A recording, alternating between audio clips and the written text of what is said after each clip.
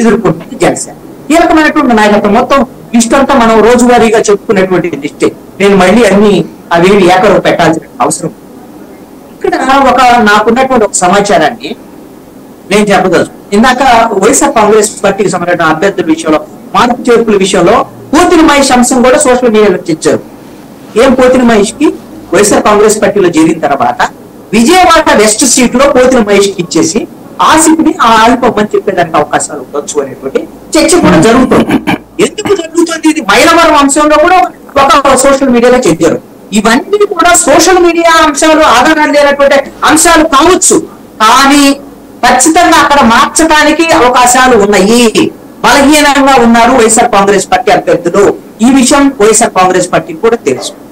ఈ రోజున విజయవాడ వెస్ట్ లో సుజనా చౌదరిని ఢీకొనాలి అని అంటే ఆసిఫ్ సత్తా అంటే రాజకీయపరమైన అంశాల గురించే కాదండి.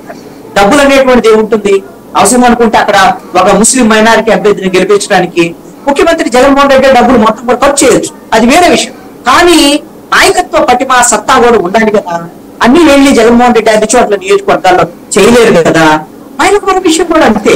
అభ్యర్థి అయితే అక్కడ బీసీ అభ్యర్థి కావాల్సినటువంటి మాట వాస్తవం. కానీ వసంత కృష్ణప్రసాద్ తప్పుకొని నిలబడగలిగినటువంటి పరిస్థితి ఉంటుందా? ఇవన్నీ మార్పు చేర్పులు చేసుకున్నటువంటి తప్పేం కాదు కదా. ఎవరిష్టం వాళ్ళ దేవుడు పార్టీకి సంబంధించి. ఇప్పుడు నేను ఒక కీలకమైనటువంటి అంశాన్ని నా దగ్గర ఉన్నటువంటి ఒక అనుమానం, నేను ఒక ఖచ్చితమైన సమాచారంతోనే చెప్తాను. పిఠాపురానికి సంబంధించినటువంటి అంశంలో చాలా మంది ప్రస్తావన చేసుకున్నటువంటి అంశం ఏంటంటే, ఎవరైతే మాజీ ఎమ్మెల్యే తెలుగుదేశం పార్టీ నేత వర్మ చంద్రబాబు నాయుడు ఆదేశాల మేరకు, చంద్రబాబు నాయుడు ఇచ్చినటువంటి హామీ మేరకు పవన్ కళ్యాణ్ తో కలిసి పవన్ కళ్యాణ్ గెలుపు కోసం ప్రయత్నం చేస్తున్నాడు, సీరియస్ గా ప్రయత్నం చేస్తున్నాడు అనేటువంటిది కూడా మనం అందరం చూస్తున్నాం.